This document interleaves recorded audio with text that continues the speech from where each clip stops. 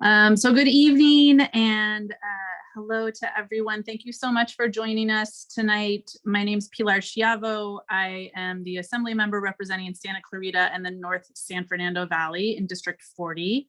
I'm very excited about our Cash for College webinar and am really honored to be here and partner with Senator Scott Wilk for this event, and also the California Student Aid Commission. Scott Wilk, unfortunately, is not able to join us tonight, but his amazing staff person, Chris Huff, is here and in the office and waving her hand if you need to reach her or get in touch. And she can also drop her information in the chat if you wanted to, Chris.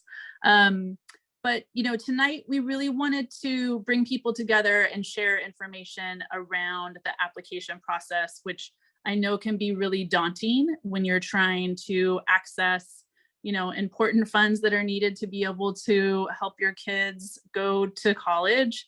I know for me, I really didn't think I was going to be able to afford to go to college. I, came out of a family that wasn't going to be possible for. And luckily I found out about student aid through an aunt who had gone back to college. I didn't even find out about it through my high school counselor.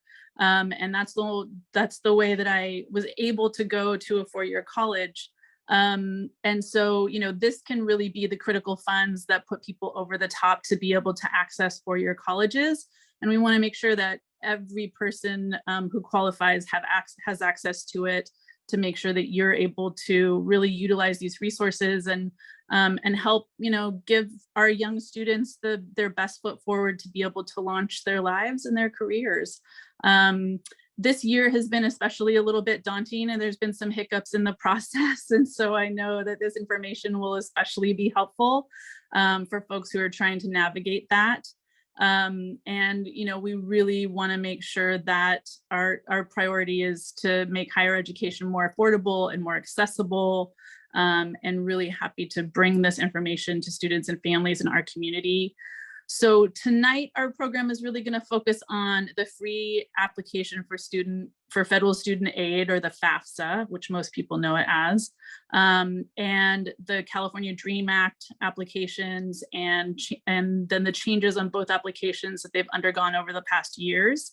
And also specific grant programs like the Chaffee Grant for foster youth, the HBCU, California Grant, and Cal Grants. So all of this are grants, which means they're dollars that don't have to be paid back. They're not loans, which makes a huge, huge difference for folks. And so we hope that this is really helpful information that folks can put to use and help, kids get into the schools of their dreams and be able to, really pursue, the things that they're passionate about, which is such an exciting part of life.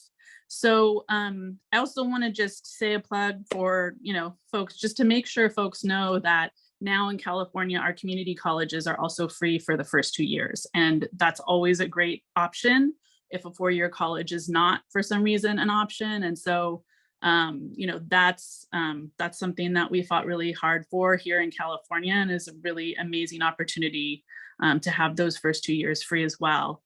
Our office is really committed to supporting students and families in accessing financial resources for higher education, whether it be in Sacramento, where we're fighting for new laws to make sure higher ed is more affordable, or in the district, helping people navigate the red tape and these application processes that exist for these resources that folks need. I know that, right now people are really struggling to make ends meet. And so these are dollars that can really make a difference in people's lives. And so to get started, we wanted to introduce California Student Aid Commission, and Kamal Singh is here with us today. Thank you so much for being here, Kamal. Kamal is an amazing professional and advocate for education and public service. She earned her bachelor's degree from the University of California, Davis, and is currently pursuing a master's in public administration at the University of Southern California. We're glad you're in Southern California now. And in her professional endeavors, Kamal served as a financial aid officer at UC Davis, where she guided students through these exact complexities of the financial aid process. She is right now working as the CalSOAP coordinator for the California Student Aid Commission and serves as the initial point of contact for statewide CalSOAP consortia. And so with that, I want to turn it over to Kamal, who's going to help shine a light and answer all of our questions. And I know that a number of folks had sent questions in advance, and so we'll have a lot of those questions get answered right at the end of Kamal's presentation. All right, thank you so much, Assemblymember Schiavo. I'm going to go ahead and share my screen, and we're going to go ahead and get started with our Cash for College presentation. Again, my name is Komal Singh, and I'm the CalSOAP coordinator here at the Student Aid Commission, otherwise known as CSAC. I have a lot of information to share with y'all, so I won't be answering questions live, but we have a huge team for you waiting if you use the Q&A box below to answer your questions. So please utilize that function throughout the presentation, and we can get your questions answered. And again, thank you for Senator Wilk and Assemblymember Schiavo's office for collaborating with CSAC and hosting this amazing workshop. In the meantime, I'm going to go ahead and turn off my video so that way we can focus on the presentation. All right, so we're going to go ahead and start off tonight by talking about why you should go to college, right? So these are some of my colleagues and their educational journeys. I want to point out that everyone took their own path through college. For myself, in the middle, I went to UC Davis with the support of financial aid by applying through the FAFSA. My colleague Israel, who is also here to support and is helping with the Q&A, went to Sac City and then transferred to Sac State and received aid through the CADA application. And my other colleague, Kim, who's also here to support us through the Q&A, went to Sonoma State and then Sac State for her master's and received aid through the FAFSA like me. We all had our own journeys, but we were supported by financial aid and eventually found our way back to financial aid too to support students and families that were in our positions. And this goes to show that your educational path might look different than other people's, and that's totally fine. Another thing that I want to note is the college education can help you get ahead in a lot of different careers. Here are a few ideas we don't really think of very often. First one is social media influencers, especially TikTokers, can benefit from college coursework in business, marketing, and communications. Video gamers as well may want to pursue things like game design or software engineering. And also athletes can major in things like sports management and sports medicine. There are plenty of ways to turn your passions into purpose with a college degree. Another thing to note is college campuses have more than just classes and libraries. Campuses are community hubs that provide services beyond the classroom. Most colleges have basic needs resources now available, including help finding housing, accessing food and transportation, and counseling services. You can even get physical or mental health services at the health centers on most campuses. There are also service centers for different types of learners. Disabled students, first-gen students, undocumented students, and students with dependents can all access their unique resource centers on campus to help them succeed in college and in life. Foster youth services are also available on most college campuses, and these students qualify for additional financial aid too, which we'll talk about a little bit later.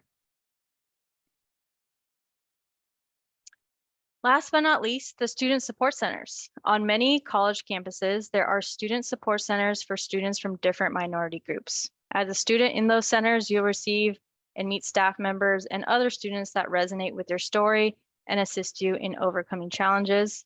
Some of these support centers range from American Indian and Alaskan Native centers, the Asian Pacific Islander Desi American centers, Black and African American centers, and then Latinx and Hispanic centers. All right, so let's go ahead and talk about our big topic for tonight, applying for financial aid. We're going to cover some basics that apply to all students, and then we'll dive into the California Dream Act application, or the CADA, first, and then the free application for federal student aid, or FAFSA, next.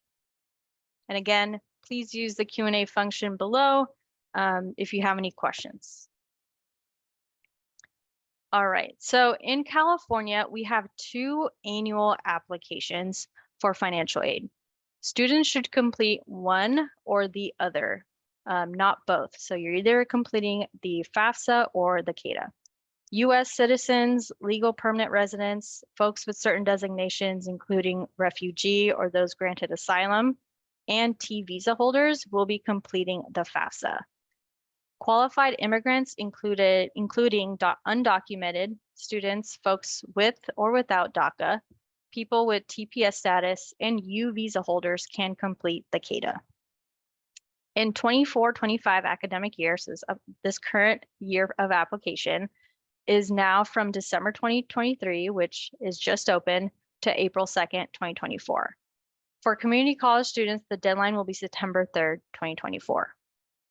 Lots of people call their financial aid money FAFSA money, but FAFSA is only an application for many different types of aid, including the Pell Grant and the Cal Grant.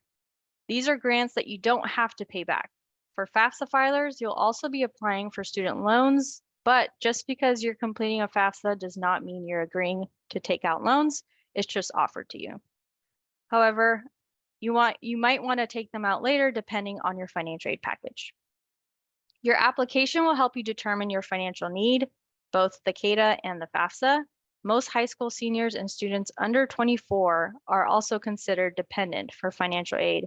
So you do have to provide parent information when completing either the FAFSA or the CADA. On the flip side of that, there is no age limit on applying. So whether you're just returning from the work service or you want to go back and get another degree, you can go back at any time.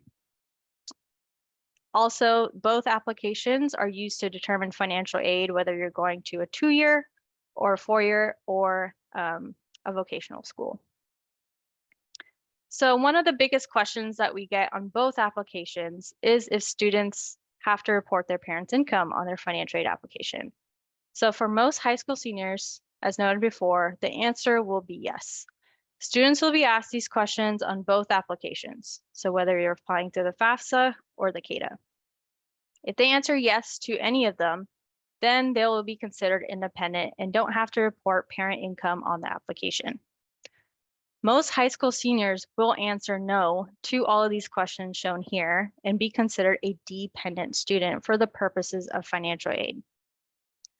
It doesn't matter if the student is living on their own or filing taxes on their own. These questions are only questions that determine dependency for financial aid. So even if your parents don't claim you on your taxes, and even if you as a student live on your own and pay your own bills, you might still be considered a dependent for financial aid purposes. And again, that's because tax dependency and financial aid dependency are 2 different things, which again is outlined here in these questions.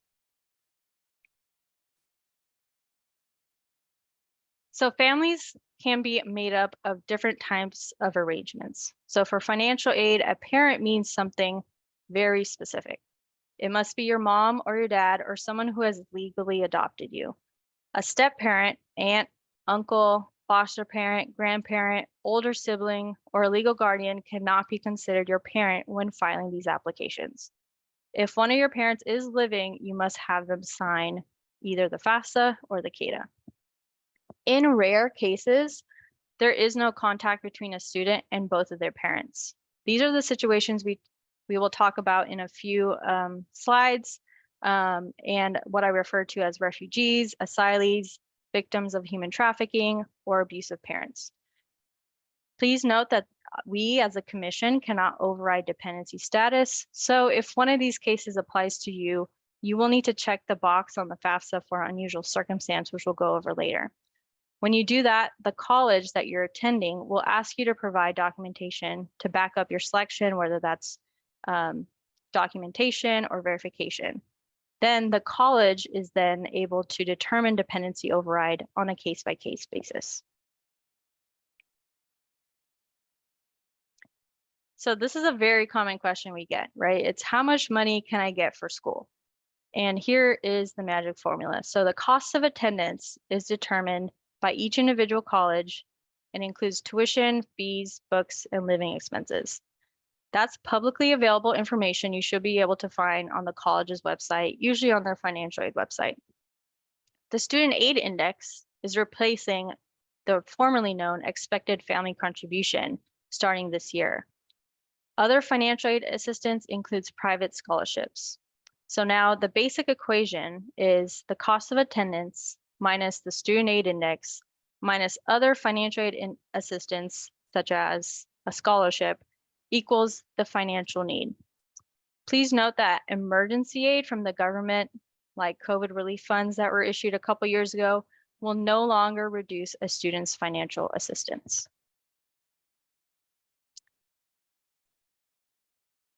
Another very common question we get is, which taxes do I use on the application? Which is a great question. So the financial aid application will ask for tax information from 2 years ago. So most people haven't filed taxes yet, right? For the 2023, by the time you're able to apply for financial aid. But almost everyone should have had their taxes from 2 years ago completed or at least submitted. That's why the financial aid application uses prior year tax information. So if the student is attending college upcoming fall, you would subtract 2 from that year. So 2024 minus 2, and that is the tax year that you will be using on your CADA and your FAFSA. So starting this current year, FAFSA will require a direct data exchange, otherwise known as DDX, with the IRS for all FAFSA filers. CADA filers will continue to input their financial information manually since the state doesn't have access to the IRS data. The direct data exchange for FAFSA will reduce the number of errors families make when inputting the wrong information or tax year, and has shown that it is faster now to complete the application if you're filing through the FAFSA. So everyone completing either a FAFSA or a California Dream Act application is applying for a Cal Grant and the Middle Class Scholarship. Here you can see the different types of Cal Grants and the funds they can provide. On the right, you'll see the income ceilings for Cal Grant for the 24-25 academic year. Income is one part of the financial aid equation. So if your family makes under the income listed, you may be eligible for a Cal Grant. There are 3 different types of Cal Grants. Cal Grant is need-based and merit-based. So your financial need and your GPA are taken into consideration. For high school seniors, the GPA is typically provided to the commission by the high school. Returning students will need to complete the G4 form to verify their GPA. The maximum amount for each Cal Grant depends on which school the student attends and which type of Cal Grant they're eligible for. Cal Grant A and B are for 2- and 4-year degree programs, while Cal Grant C is for vocational or technical schools. And when you're applying for financial aid and you're not considered for a Cal Grant, you'll automatically be considered for the Middle Class Scholarship. Please note that students can receive both a Cal Grant and a Middle Class Scholarship if they have enough financial need, which is determined by that equation that I showed a couple slides ago. This scholarship is only available at the University of California and the California State University campuses, so UCs and CSUs. It also is available at some community college campuses when the student is enrolled in a bachelor degree program. Students with a family income or assets up to $226,000 may be eligible for the 24-25 academic year.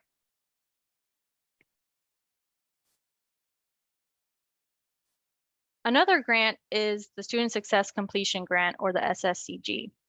So community college students may also be able to receive this grant if they're enrolled in 12 or more units a semester.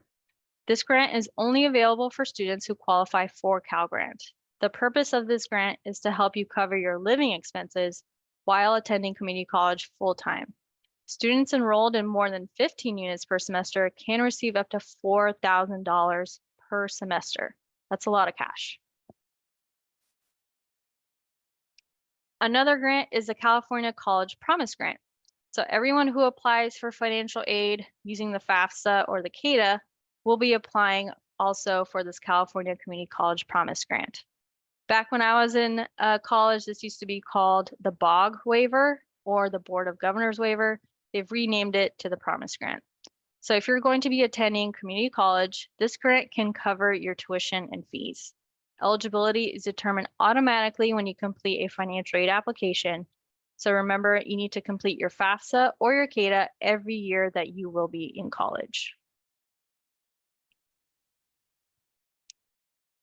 Another update is selective service. So again, back when I was in college, all the males had to sign up for selective service in order to receive financial aid. Now that is not a requirement for financial aid.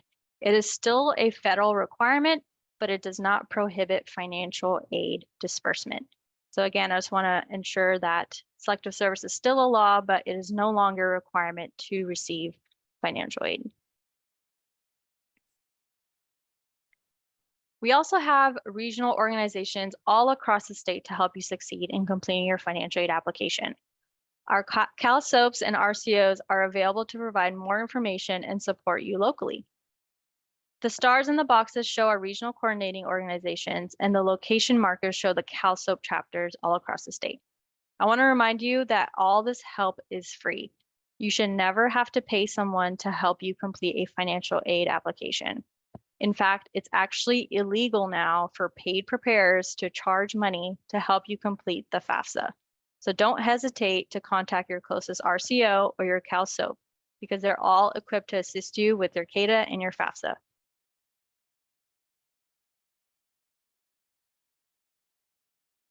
All right, so let's turn our attention to the financial aid applications now. So we're going to start off with the California DREAM Act application or the CADA. California is one of 17 states that provides a path to financial aid for undocumented students. We want to stress to undocumented students and families that the information shared on this CADA application is protected and will not be shared with any other government agencies. Students should only complete one application. So that's either this CADA application or the FAFSA application, which we'll talk about after. So again, what is the California DREAM Act application? Often referred to as the CADA, it qualifies undocumented and non-resident students to receive certain types of financial aid in the state of California. The CADA is administered by us, the CSAC, or the California Student Aid Commission. And again, this is a safe way for undocumented students to apply for financial aid because the information is used for financial aid purposes only. We do not share the information collected with any other government agency. So students who qualify for the CADA may or may not have DACA status, and that doesn't impact your ability to apply for financial aid. This can be confusing because sometimes there's centers at the colleges that are called DACA centers or Dreamer centers. I just want to reiterate that if you do not have DACA status, that does not mean you're not able to apply for the CADA. So DACA is a federal program which recognizes that there are undocumented immigrants who were brought here as children. Those who applied through DACA and met the eligibility requirements for DACA are protected from deportation for 2 years. That program is no longer taking new applicants, but only renewal. And again, just because you don't have DACA status does not prohibit you from applying through the CADA application. Another requirement that students must meet in California is AB 540 requirements. So there are 2 requirements. The first one is that students must go to school in California for at least 3 years. So that can be K through 12 or community college. So if a student went to high school for all 4 years in California, they meet this requirement. They can also meet it with non-consecutive years. So going to school in California for, let's say, 3rd grade, 7th grade, and then 10th grade is also a way to meet this requirement. The second requirement is that you have to have graduated high school or have the equivalent of a high school diploma, including a GED or HiSET. Starting in 24-25, students will also complete an affidavit as part of the CADA, which declares that they are now and will be seeking a path to legalize their immigration status. This used to be a separate document, but now is a part of the application which helps fulfill this AB 540 requirement. All right, so now we are here at the California Dream Act application. I like to say that the application itself has been enhanced to reflect the changes similar to the FAFSA. So we're going to be looking at some of the screenshots from the application today. So this California Dream Act application homepage can be found on our homepage at the Student Aid Commission, or by going directly to the link you see here below. Once the site, students and their parents and schools can click on the California Dream Act resources page link, where they will find all the resources they may need pertaining to the application and more. New students starting their very first CADA should click on Start. Returning students who are renewing their application for the new academic year should click on Log In, and parents who need to request access to their electronic signature can click on Parent Signature. In the student section, it's critical that students spell their name correctly and provide the correct address and date of birth. Students should ensure that the demographic information matches across high school GPAs, their financial aid application, and college application. We have extended the length of these fields starting for this application year so that they can accept longer names and folks who have two first or two last names. Using the same name as the high school will make it easier for your GPA and financial aid application to be matched in our web grant system. This match is necessary to award a student financial aid. So if there is a problem matching in the financial aid application to the GPA, it can be resolved, but it does take time to figure out and can delay the student's award package. So students will also be asked the state of legal residence and when they became a legal resident of the state. This will be crucial to being AB 540 eligible or not. Remember, a student must be AB 540 eligible to receive financial aid in California. If, let's say, the student moved away, let's say they moved to New York when they were in elementary school, but then they came back in high school, I would recommend to put the date that they came back and are not seeking to move out of California. Students will also be asked to manually report their financial information. CADA does not have IRS data exchange the way FAFSA does. So if a student did not work and will not file taxes, they can select no here. They will still be asked what income they made in the reporting year, which for this application year is 2022. If the student made no income during that year, they can just input 0. If a student did file taxes, they will need to enter their financial information as prompted in the financial section. It will be helpful for the student to have a copy of their tax documents available to answer the question.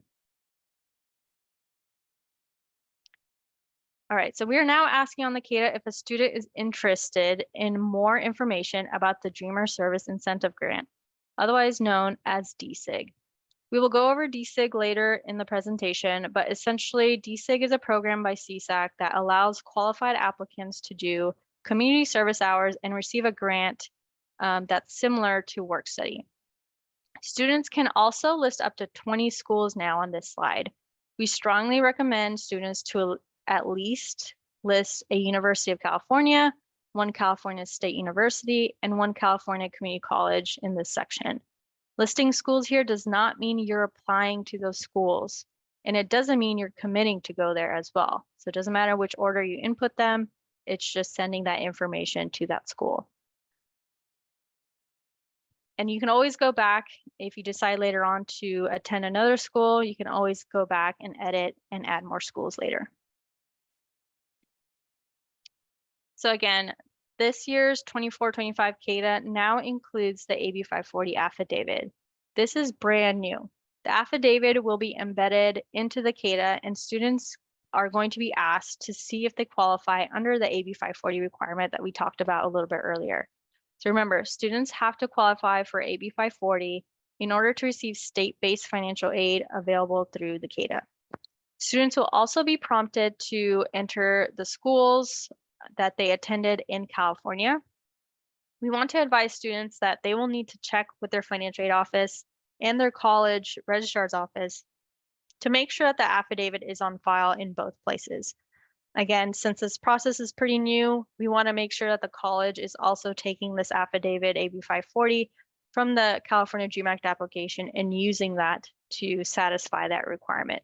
So that's why we're asking students, especially in this first year, to check with their school to make sure that that requirement is satisfied. So now we'll move on to the parent section. So parents will need to provide their personal information on the CADA, including their name, date of birth, and their address. They will also answer demographic questions and provide financial aid or financial information. Parents have to input their financial information again manually, so they should be prepared with their tax and employment documents before completing the parent section of the CADA.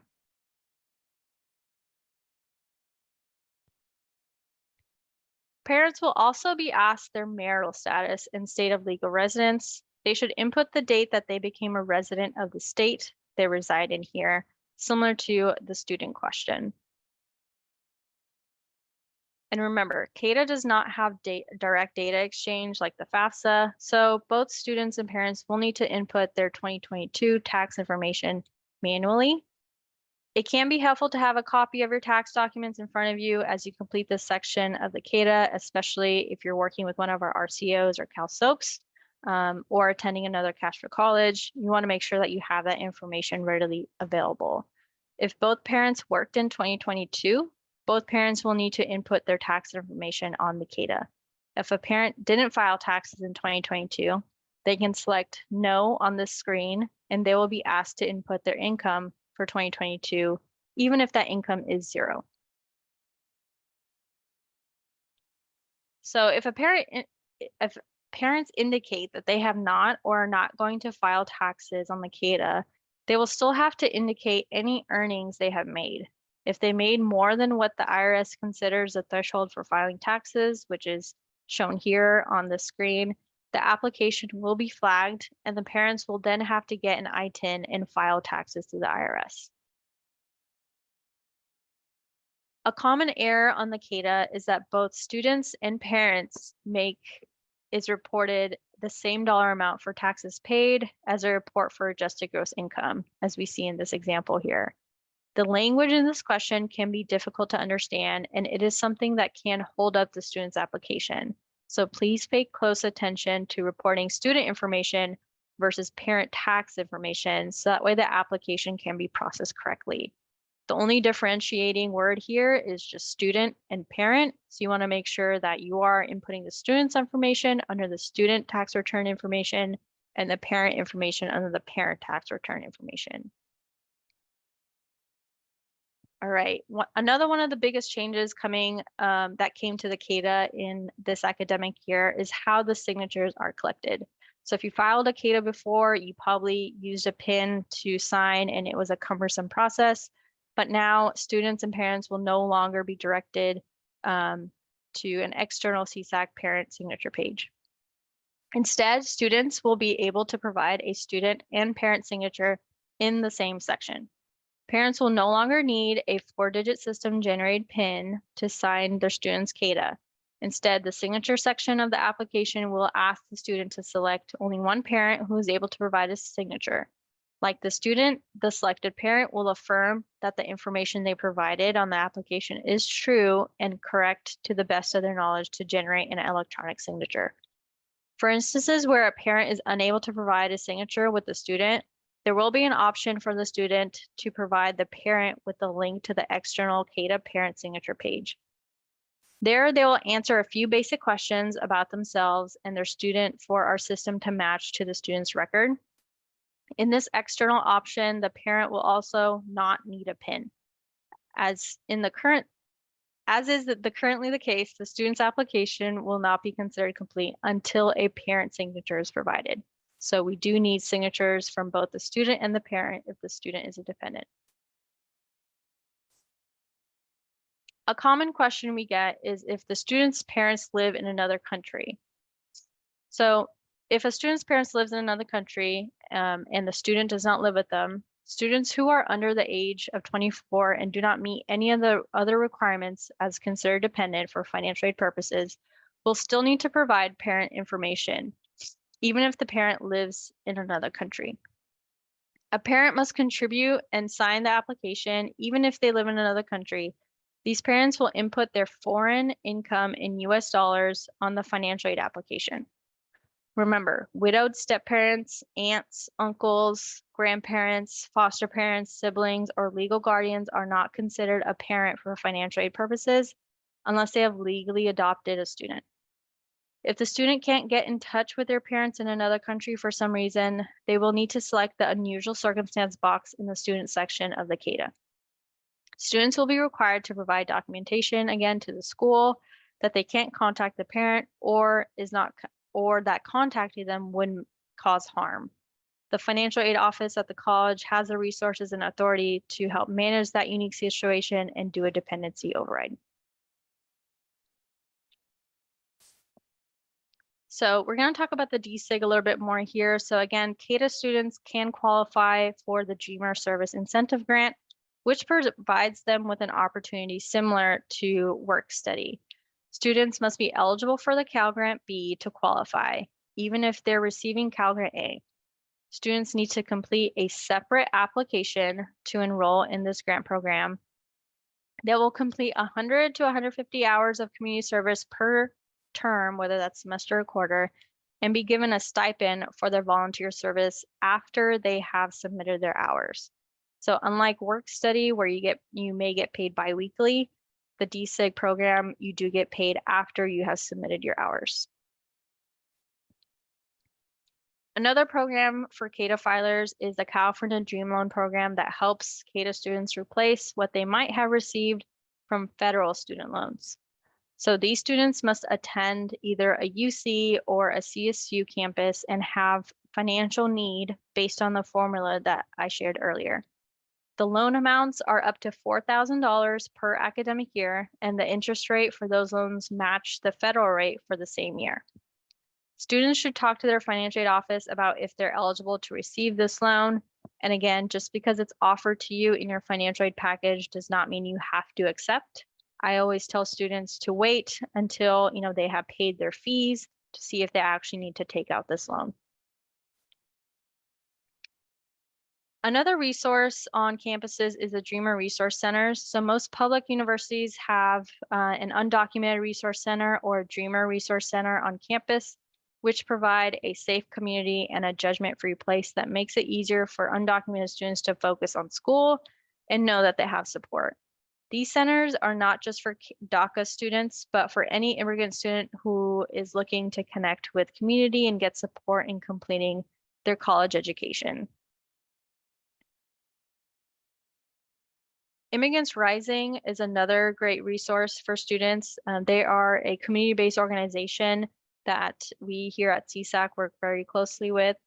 On the left is a to-do checklist we recommend undocumented students to use. The most important element is to complete and submit a CADA as soon as possible. Immigrants Rising will assist you with this process, whether it's helping you complete your CADA, getting connected with resources on campus, or calling our CSAC student support to look at their account if there's any holdups or errors. We really encourage folks that are undocumented or come from mixed status families to reach out. They're here to help along with our agency. All right, so now let's talk about the free application for federal student aid, or the FAFSA. So students who are US citizens, permanent resident, can complete the FAFSA and apply for federal and state-based financial aid. Many of you may know that there are big changes that have happened to the FAFSA, so we're going to talk about those major changes in detail today. And I just want to remind you all, if you have any questions, please use the Q&A function at the bottom, so that way my colleagues can answer your question. All right, so the U.S. Department of Education oversees FAFSA, which you can find on studentaid.gov. The changes to the 24-25 FAFSA are the biggest changes to financial aid in the last 40 years. These changes have implemented for this academic year. They include a reduced number of questions, a requirement for data exchange with the IRS, and also that all contributors, including undocumented parents, will need an FSA ID. The FSA ID is just a free account that you have with studentaid.gov. It's also called a student aid account. They're interchangeable. So an FSA ID requires identity verification either through a social security number or a multiple choice identity verification process for folks who do not have a social security number. Another new change is that students can now list up to 20 schools on their FAFSA, similar to the CADA, when it used to only allow 10 schools to be listed. The online FAFSA is available in 11 languages as well. And there is a new law that I referred to earlier that preparation for the FAFSA has to be free, or support for the FAFSA has to be free. So again, we are here to help you provide free resources and support. You should never have to pay to get financial aid or fill out the financial aid application. Another new thing is that questions about housing choice and work study are now handled by the financial aid office of the school that the student will be attending. So those questions are not on this application. So talk to your college once, either once you get accepted or once you turn back to fall, if you want work study or need housing options. All right, so we're going to go over who needs a studentaid.gov account, otherwise known as an FSA ID. So an FSA ID is a free account that allows you to complete and sign the FAFSA. Any contributor to the FAFSA will need to get their own account. And I just want to reiterate, contributor is a term that they use for anyone on the application that is contributing information. Doesn't necessarily mean they're going to be contributing to costs or expenses. It just means you're adding information to the application. So if a parent has an account from an older sibling or from when they went to school, that account can be used for their children's FAFSA for this year too. So you don't need to create a new account if you already have one. And all students will need an account to complete their section of the FAFSA and sign it. So that still has been the same. Remember, most students will be dependent for financial aid unless they answered yes to those questions that I showed earlier in this presentation. So if the student is dependent, then at least one parent will need to contribute to their FAFSA, which means that they will need an FSA ID. This includes undocumented parents who will have to get an account on studentaid.gov starting for this upcoming academic year. So if a student is independent for financial aid, they still need an FSA ID. Remember that tax dependency and financial aid dependency are two different things. Unless the student is married or answered yes to one of the dependency questions on the slides earlier, they are still considered dependent for financial aid. If the student is married, then the student's spouse information also needs to be reported. If the student and spouse filed together, then only the student needs an FSA ID. But if the student and their spouse file taxes separately, both the student and the spouse will need an FSA ID. All right, so now we're going to go over how to create the studentaid.gov account. So remember, once someone has an FSA ID, it's theirs for life. If a parent already has an FSA ID from when they were in college or with another student that went through college, they don't need to register for a new account. This is just for either new students or parents who've never had an account, or for undocumented parents who now require an account. So we strongly recommend everyone use a personal email address for the FSA ID. When you use a work or school email address, you may not always have access to that email account, and that may make it harder to recover your password or access the emails sent to you about your financial aid. Parents who do not have an SSN will still be required to sign up for an FSA ID. Instead of the SSN, these parents will answer multiple choice questions about themselves, such as previous addresses, employers, or banking relationships, which will help verify their identity. Parents without SSN cannot sign up for an FSA ID right now, but they will be able to once the issue is fixed. I like to reiterate that the FSA ID process is broken currently for parents who do not have an SSN. There's been a lot of known issues that FAFSA has reported on their website, and it is impacting contributors with no SSN. So you may be able to create an FSA ID, but if you're able to verify your identity, that's where you might get stuck. FSA is aware of this issue and is working to find a solution, but I just want to reiterate that that is a known issue both here at the agency and then with FSA. So some common mistakes we see here are that parents and students try to use a shared email account for the FSA ID. Each FSA ID needs its own unique email account, and it is now required. So prior years, sometimes you didn't need an email. Now it is required that you have an email, and you want to make sure that it is separate from the student and the parent. Additionally, sometimes parents and students will switch their social security numbers or make passwords for each other and get those mixed up. So we suggest each parent and student create an FSA ID separately from each other, so that way you don't get that information confused. And then complete the process before the other one starts the process of creating their own account. If parents or students are having problems completing the FSA ID process, which again is a known issue with FSA right now, they should reach out to FSA Information Center at 800-433-3243. Again, that's 800-433-3243, and it's listed here on the slide. The commission does not oversee the FSA ID process, unfortunately, so we can't help people troubleshoot their problems. We can only help guide them from what we've seen with parents and students that we've helped, or route them to FSAIC. All right, so can students apply for FAFSA if the parent does not have an SSN? And yes, so the parent citizenship does not affect a student's ability to complete a FAFSA. So parents are not required to have an SSN for the student to receive federal and state aid. Parents who do not have an SSN, again, will be required to get a studentaid.gov account and will verify their identity using those multiple choice questions, or will need to call into FSA to verify their identity. There's no more paper signature page that was used in prior years for parents without an SSN. So all parents will need to sign the application electronically, regardless of citizenship status, and create an FSA ID.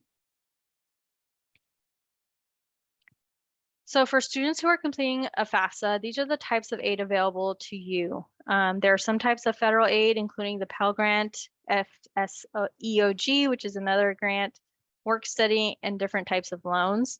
The Pell Grant, FCOG grant, and work study are funds that you do not have to pay back. So unlike loans, this is grants that you can keep and is used for your expenses at the college. Colleges also offer institutional aid and scholarships. So if you're planning on going to UC, there's the Blue and Gold program. That is a grant funded by the UC. You may need to apply for those, but again, that's money you don't have to pay back. For work study, remember the student needs to call the financial aid office once they have been accepted to the school or returning back to find out more about work study eligibility. The bottom two are federal loans. And if you need to pay for school, we recommend you borrowing these types of loans instead of loans from banks or private financial aid institution. Usually student loans offer a better rate and a better repayment plan. So if you need help understanding these loans, we highly recommend to speak to a counselor or someone at the financial aid office before taking out a loan, because once you do sign it, that is something you do have to pay back. All right, so let's look at some of the student section of the FAFSA. So now all contributors to the FAFSA will be required to consent to direct data exchange, or DDX is what they call it, with the IRS. So students will be asked to consent to having tax information for the 2022 tax year shared with the studentaid.gov and the FAFSA. Even if the student did not file taxes in 2022, they still need to consent to the data exchange, which will confirm that they did not file taxes. Students who are 17 years old should be able to complete this section, even though they're not 18 years old yet. If a student or parent refuses consent, the student will not be considered eligible for any form of federal or state financial aid. So I want to reiterate that. So if you select no and do not authorize consent here that will make you ineligible for federal and state financial aid. So students will also be asked to report demographics about themselves like race, ethnicity, and gender. These are optional and are not used to determine financial aid. They're just used for research purposes. The answers to them will not affect, again, financial aid determinations, and students will also have to report if they will be a high school graduate by the start of the 24-25 academic year and the name of their high school. If the parent was killed in line of duty, a student should also report that here. In California, we have a specific grant for students whose parents were killed in the line of duty.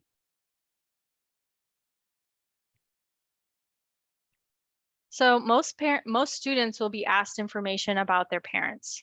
This will help a student determine which parent or parents must contribute to the FAFSA. The parent wizard will ask several questions and tell you which parent you need to have report information on the FAFSA. This is a new feature on the FAFSA, and I believe it's a really helpful tool for students in determining their parent information. So students should report the parent's marital status as of the day the FAFSA is being completed. In cases of divorce, the student will be asked to invite the parent who has provided the most financial support in the last 12 months. Only that parent will need to contribute to the FAFSA. This is a change from previous years. It used to be that the custodial parent completed the FAFSA, but now it's the parent who provided the most financial support. If that parent is remarried, the step parent will also need to report financial information on the FAFSA. If the parent and the step parent filed taxes together, only the parent will need to contribute and sign with their FSA ID. However, if they filed taxes separately, the step parent will also need an FSA ID and need to contribute to the FAFSA and sign. So the 24-25 FAFSA is now a role-based application. That means the parent, student, and spouse sections of the application are independent of each other and can be completed separately. So for students whose parents need to contribute information to the FAFSA, either the student or the parent can begin the FAFSA and invite the other role to contribute. So if you're the student and you start the application, you would invite your parent. If you're the parent and you start the application, you would invite the student. This is the invite contributor screen here where a student is inviting a parent contributor. The student will need to provide the name, date of birth, social security number, and an email address. The same screen will appear if a parent starts the application first and needs to invite the student. I like to reiterate here that the email address can be any email address. It doesn't need to be the email address associated with the FSA ID. So for students whose parents are undocumented, you would select my parent does not have an SSN box here right underneath the SSN. And completing this section will automatically generate an email to the parent to invite them to contribute to the FAFSA. So students, like I said earlier, can select up to 20 schools now onto their application. Again, it doesn't matter which order you put them in. Nobody's going to tell the schools that, you know, I put UCLA first and then I put UC Davis. It doesn't matter. It's just letting the school know and giving them access to the application. If the student is applying to a school that requires early admission or priority deadlines, they need to include that school on this list. You can always go back and add them, but I would recommend adding the schools with a prior deadline so that way you know that they get the information first. Adding schools to the application, again, does not mean that you're applying for that college or committing to go to that college. Later on, students will be asked to commit to a specific school by the school, not FAFSA. Adding schools to the financial aid application allows students to compare costs. They can see how much financial aid they can get at one school.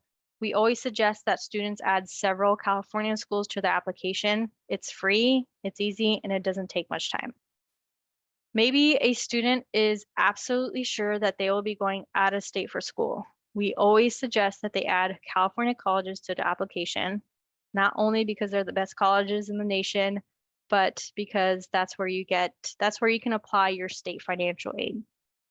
Students won't know how much money they can get to stay in state without adding California colleges to the application. So please add at least one California community college, one CSU, and one University of California to the financial aid application. One more note on the screen is sometimes the school name is different than what you think it is. For example, Sac State versus California State University, Sacramento. So you want to always make sure that you're using the correct name, or you can also use the school code, which you can find on the school's financial aid page. All right, so now this is finishing the student section. The screen will let you go back to other pages if you need to review them or make changes before you are signing as the student. All right, so now we're going to look at some of the parent pages now. Starting in this academic year, all contributors need to consent to the direct data exchange, or DDX, like I said before. Parents will be asked to consent, similar to the student, to have their tax information for the 2020 tax year shared with studentaid.gov and the FAFSA. Even if the parent did not file taxes, again, you still need to consent. Otherwise, the student cannot be considered for federal or state financial aid. So again, even if the student consented, but the parent didn't consent, that'll still prohibit the student from receiving federal and state aid. Again, this includes undocumented parents who may or may not have filed taxes. They will still have to consent to DDX with IRS in order for their students to be considered for federal and state aid. I like to reiterate, I know consenting to this can be scary, especially if you're coming from a mixed status family. Part of DDX, it's specifically bullet point 3, states that information from this application will not be shared with any other federal agencies. So again, I like to reiterate that this is a safe application where information will only be used for financial aid eligibility purposes. If parents are married and filing jointly, only one parent needs to contribute to the FAFSA and consent to DDX for both parents. But if the parents are married and filed separately, both parents will need to contribute to the FAFSA and consent to DDX. If the parents are divorced, only the reporting parent will need to complete the DDX consent. So parents will also be asked if their families have received any form of federal public assistance benefits, including earned income tax credit, supplemental security income, SSI, or free and reduced price school lunch. If families have received any of these benefits, they will be exempt from reporting their assets on the FAFSA. There has been some confusion about how students who receive universal free school lunch should answer this question.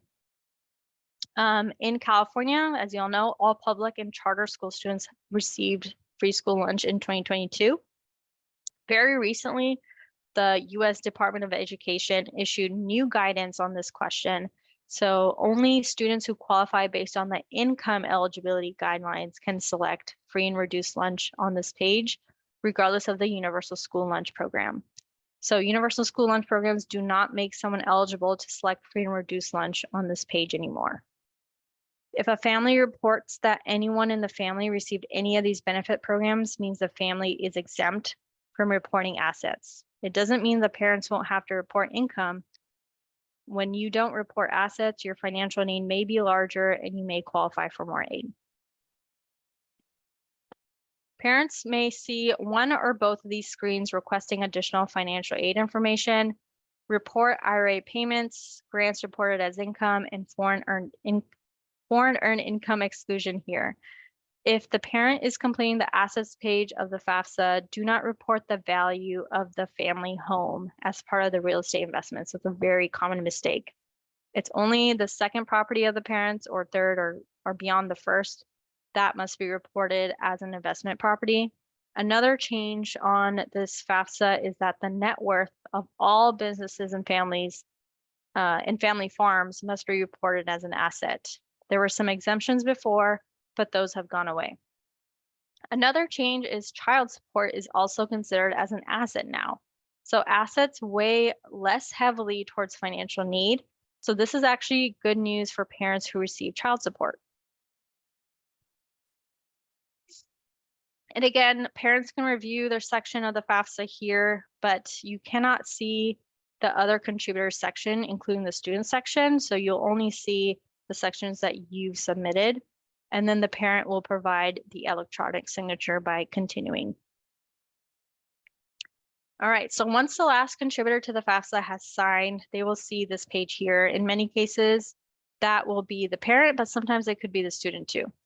This is the page that confirms the application has been submitted. The student will also get an email that the FAFSA is complete. Unless you see this page and receive the email confirming your FAFSA is submitted, it has not been submitted. So please log back in to complete your FAFSA. Another thing that I've seen when working with students and families, it says it's complete, it's submitted, but it's in processing. That is common because FAFSA or FSA will not start processing FAFSAs until February. So as long as it says submitted, then you should be good. All right, so now we're going to go over some common application mistakes for both the CADA and the FAFSA. The ones highlighted in the light blue are specific to FAFSA. So the student and the parent can't use the same email address for the FAFSA or the CADA. The student needs an independent email address to be able to create the studentaid.gov account and complete college applications. Another thing to look out for is students should be careful when they're asked the question about a bachelor's degree. If the student selects that they will already have a bachelor's degree at the beginning of the 24-25 academic year, they will not be eligible for all the grants that we went over today. So you want to make sure that they say no when they're selecting bachelor's degree if they're right out of high school. Parents should also watch out to only reporting, Parents should only be reporting assets that they need to report. Retirement plans on the value of the family home are not considered assets for financial aid. The student should also only use their full legal name at their high school on their FAFSA or their CADA application. The high school will upload the student's GPA to the web grant system. And again, that's how we use to match the GPA to the student is with their name. So you want to make sure that it matches both at the school site and on the application. And remember, applying for financial aid is not the same as applying for college. So each college has their own application process. Applying for financial aid is applying for federal and state programs that will help a student pay for college, but it's not the same as applying. And students should only list several colleges, even if they have already decided that they want to go to one specific school.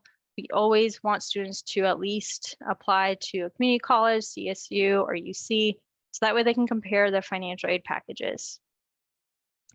For FAFSA specifically, if you start an application and do not complete it within 45 days, the system will purge your application and you will have to start over from the beginning. So you can still apply, but you'd have to just start over. So make sure you're finishing your application within that time frame. And remember, all contributors to FAFSA must consent to DDX. This is no longer optional as it was before. So if a student or a parent refuses to consent to DDX, the student's application cannot be processed and they cannot receive federal or state financial aid. All right, so here are some helpful application tips. Again, apply to at least one California college, even if you're sure you're going out of state. Apply regardless of income. You should never assume you can't get any aid, especially with the middle class scholarship. Create one email for all applications and use it for college and financial aid applications, especially if you're a student. Once you start college, you'll get an email from the college, which then you can use. And apply early. Remember that students can apply now. It just opened on December 31st with either the FAFSA or the CADA.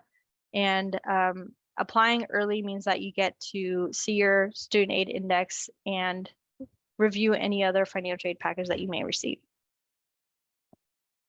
All right, hooray, you've applied for financial aid, but that's not it. College is paid for, but that doesn't mean there are next steps. There are some other steps you'll need to take while you wait for your application to be processed. First thing is we want you to create a web grants for students account through this link here at the bottom of the screen. This is a free account through the CSAC website that gives student access to information about their state-based financial aid and allows them to get important updates from us. You can find out information here about your state-based awards like the Cal Grant. For students who are foster youth, there is additional funding to help them succeed in college. The Schiavo grant for foster youth provides an additional $5,000 a year to students who qualify. Students have to complete the separate Schiavo application, so this is separate from the FAFSA or the CADA, to apply for this award. They also must complete the FAFSA or the CADA for each year they're in school. Students can receive this award up to 5 years and can take it to colleges outside of California, which you can't do with any other grant. Students can apply at csac.ca.gov/Schiavo, or you can scan the QR code on the slide in the top right. For foster youth, there is an additional award called the Foster Youth Access Grant. So students must have been a former foster youth and qualify for a Cal Grant. This award can be used for tuition and living expenses. Foster youth students also have some additional rules that only apply to them, which are intended to help reduce the barriers between them and higher education. This includes an extended financial aid deadline of September 3rd. They're also not required to provide a GPA, be a high school graduate, or even have a social security number. Another grant that was recently passed is AB 1400, which proposes a targeted use of the college access tax credit to support California community college transfer students to 39 historically Black colleges and universities, otherwise known as HBUs, with transfer agreements. As you all know, there are no HBCUs in California. So this bill aims to provide substantial financial aid, which is $5,000 as a one-time award for students to address the total cost of attendance and encourage students to return to California after they graduate. This new law has been passed for this academic year and allows community college students to transfer to these other universities and is being implemented now. Another program that we like to highlight is CalKids. It's also a new state program that creates college savings account for children in California. This includes students in younger grades as well as newborns. These accounts have startup seed money that can be used for tuition and college expenses. Students have to opt into the program by claiming their account at calkids.org. If almost all students in California who went to a public and charter school should have some money in their CalKids account if they receive the universal lunch program. So I definitely urge students to log in today to claim that money. And as a friendly reminder, here are some QR codes and links to learn more about this, our CSAC programs, resources, the DREAM Act application, and how to access your Web Grants account. And lastly, make sure to follow us on social media. I usually post there as well as my colleagues.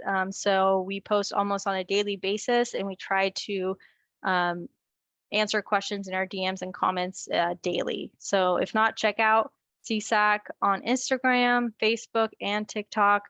We're actively sharing resources and giving updates on financial aid, probably more recently than emails or any other form of communication. So this is a great way to stay in the know about financial aid.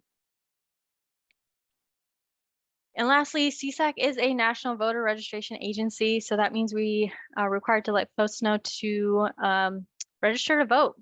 And you can do so by scanning this QR code here. If you don't have your phone, you can log into a computer after this workshop to register at registertovote.ca.gov. All right, and that concludes my presentation. Thank you all so much for spending your Thursday night with us. And again, please use the Q&A box for any questions.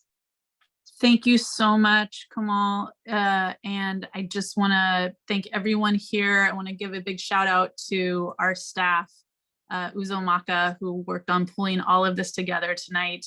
I know it was mentioned earlier and in the chat and Q&A, we will be sending all of this out to folks who participated and beyond. This was a lot of information. So I also just suggest you call up CalSOAP folks and get some help if you have more questions. But hopefully this was really informative and really helped folks get a sense of what can work for them, what they'll qualify for, and more. And we are going to, continue to have events like this. So definitely look out for emails and social media posts from us. I want to thank Senator Scott Wilk for his continued collaboration. And again, Kamal and the California Student Aid Commission for their amazing resources. We will be sending out a link with the recording as well as some of the Q&A that was included in the chat, which was really helpful information and some great links in there.